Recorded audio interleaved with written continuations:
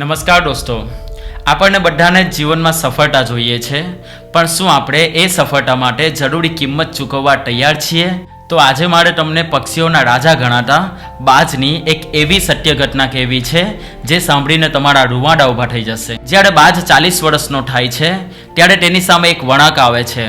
ક્યાં તો તેણે મરવું પડે છે અથવા તો એક અત્યંત પીડાદાયક રસ્તો પસંદ કરવો પડે છે। બાજની સરેરાશ ઉંમર 70 વર્ષ હોય છે, પણ જ્યારે તે 40 વર્ષનો થાય છે ત્યારે તેનું શરીર સાથ આપવાનું બંધ કરી દે છે।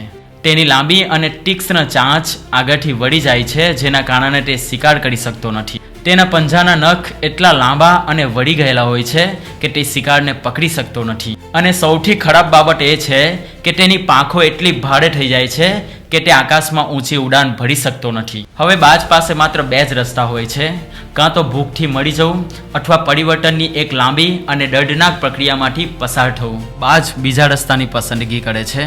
તે ઉડીને એક ઊંચા પહાડ પર જાય છે અને ત્યાં પોતાનો માળો બનાવે છે।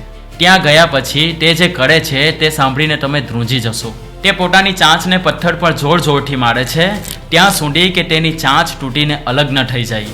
તે લોહી લુહાણ હાલતમાં નવી ચાંચ ઊંઘવાની રાહ જુએ છે। જ્યારે નવી ચાંચ આવે છે ત્યારે તે તેનાથી પોતાના નબળા પડી ગયેલા નખને ખેંચીને કાઢી નાખે છે। અને જ્યારે નવા નખ આવે છે ત્યારે તે પોતાની ભારે પાંખોના એક એક પીછાને તોડી નાખે છે। આ આખી પ્રક્રિયામાં 150 દિવસ એટલે કે 5 મહિના લાગે છે।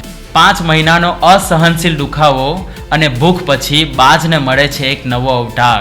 હવે તેની પાસે નવી ચાંચ છે, નવા નખ છે અને હલકી પાંખો છે। તે ફરીથી આકાશનો રાજા બનીને આગળના 30 વર્ષ સુધી શાંતિ જીવે છે।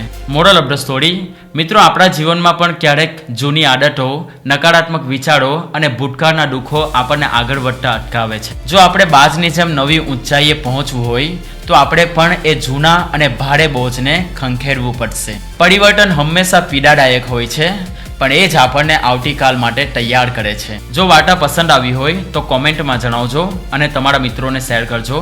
અને આવી જ એક મોટિવેશનલ સ્ટોરી સાથે આપણે ફરી મળીશું। ત્યાં સુધી મસ્ત રહો, ખુશ રહો।